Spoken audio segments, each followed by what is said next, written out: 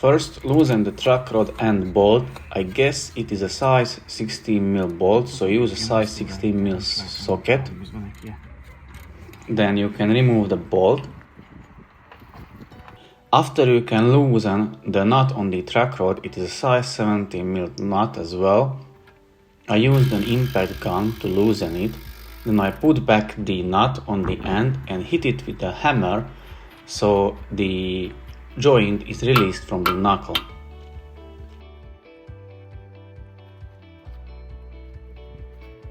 Here I tried to break loose the track rod end. I broke my crowsfoot spanner. Then I tried with another method.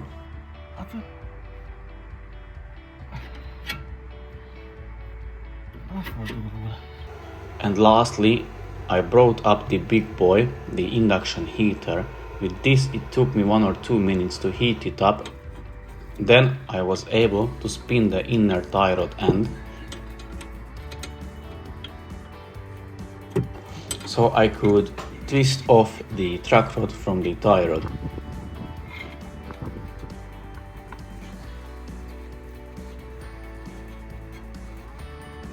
Twist it off all the way.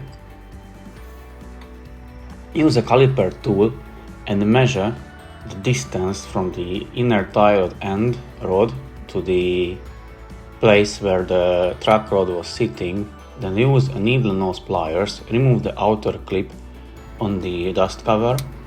I used a long flathead screwdriver to remove the inner clip, which you can see here. Then sprayed some silicone spray so that I can pull off the dust cover easier. It is completely fine to reuse it. Then use a special tool to break loose the inner tie rod end.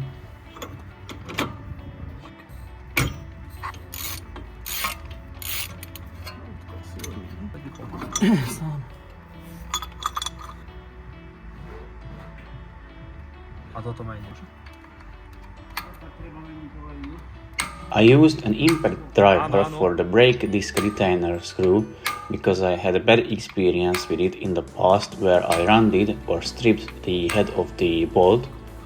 So with this method you can break it loose and easily remove that little screw.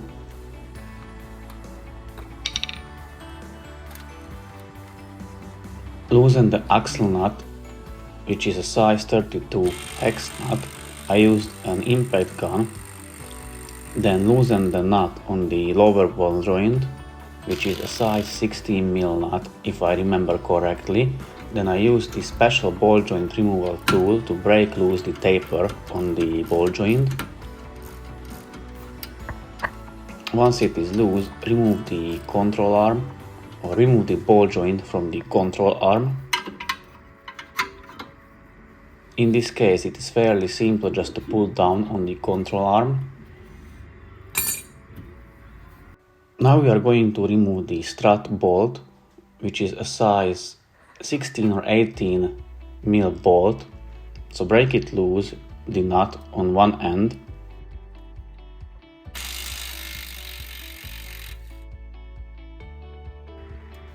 Remove the brake caliper by undoing the two brake caliper holding bolts, which are size 12 or size 14mm bolts. Use a double-ended spanner to hold the inner bolt and remove the brake caliper bolt. Then you can remove the brake caliper itself and hang it onto the coil spring. Use a size 14mm hex socket to undo the brake caliper holding bracket bolts. And as you can see, I removed the brake disc with the brake caliper holding bracket and the brake pads inside. Then just remove the dust shield. It is held by 4 10mm hex bolts. Undo them. Tap a 5mm hex bit into the ABS sensor. Break it loose.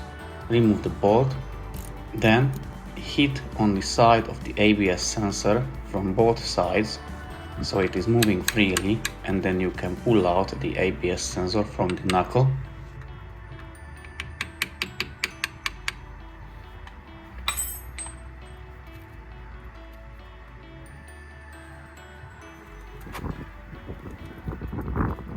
Now you can break loose the bolt for the strut and hammer it out.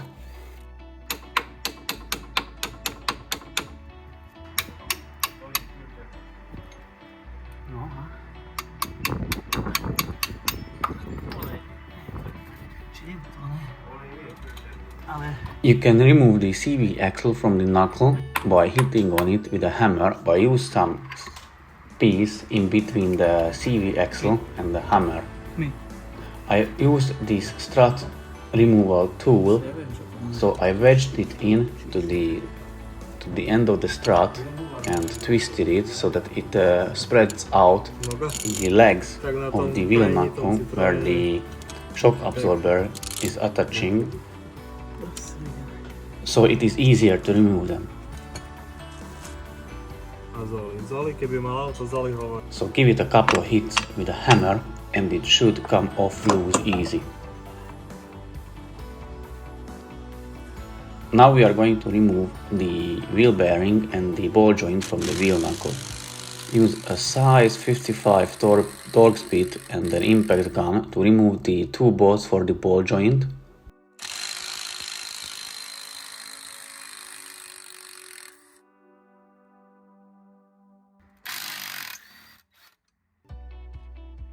Then remove the four 16mm hex bolts for the wheel bearing.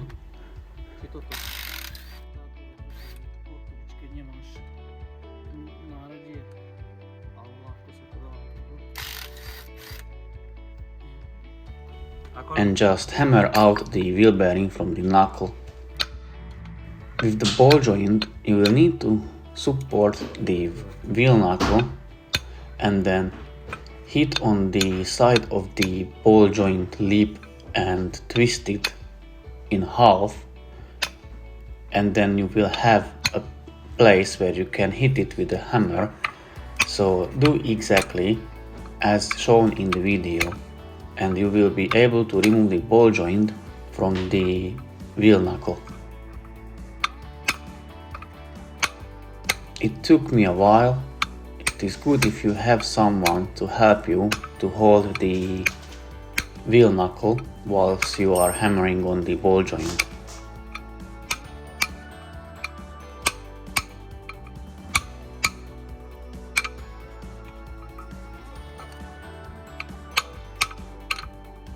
I don't know if you would be able to remove the ball joint in situ when the wheel knuckle is still mounted onto the suspension.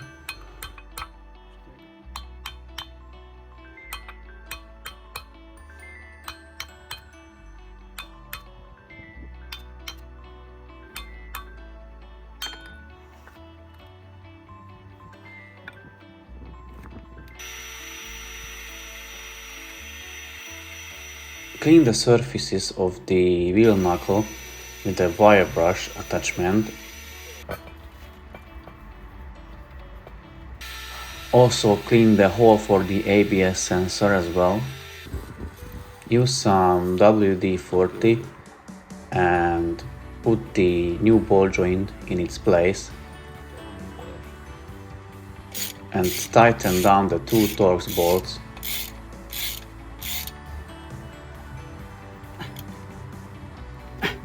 Put the wheel bearing inside the wheel knuckle. There is only one way you can put it back on.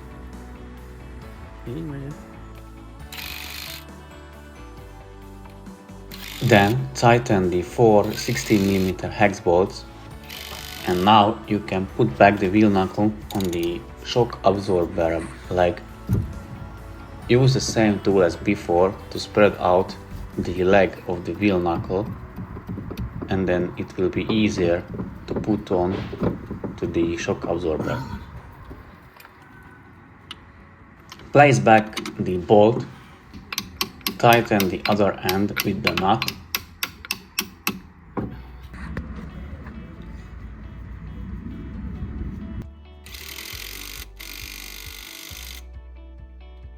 You can put back the CV axle to the wheel knuckle or to the wheel bearing.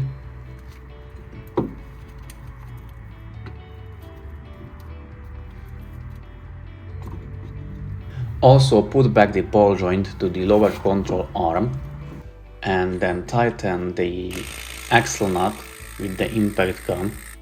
You can tighten it all the way. Then you can tighten the ball joint nut as well. Place back the ABS sensor and tighten down the bolt. Put back the dust cover or dust shield and tighten the 4 10mm hex bolts. Put back the new inner tie rod and use again the special tool to tighten it. You don't need to go crazy tight on this one, just make it snug.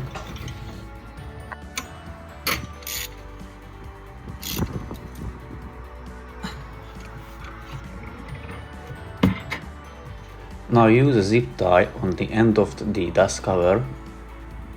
Put the dust cover onto the inner tie rod. Then tighten the zip tie and cut the end off of it.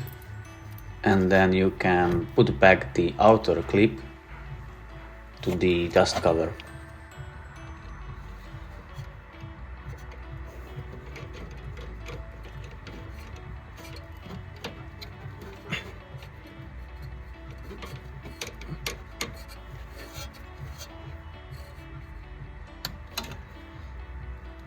Use the caliper tool as a reference and a marker to mark where the new track rod end should be sitting on the tie rod end.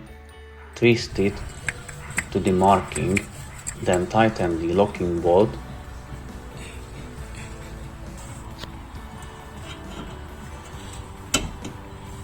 You can put the joint end back to the wheel knuckle. Tighten its nut all the way.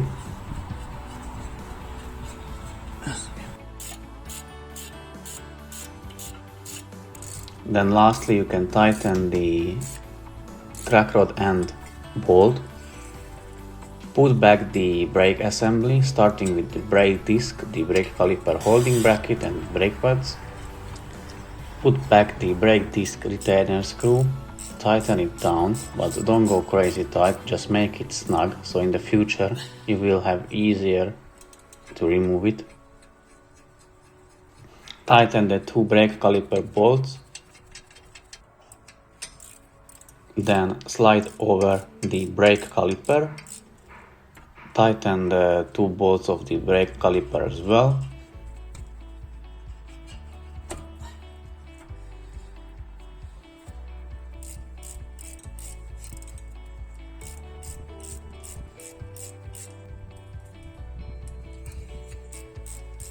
And the last thing you have to do is to put back the wheel, test drive the car, and basically you are done with the job. So thanks for watching, see you in the next one, bye.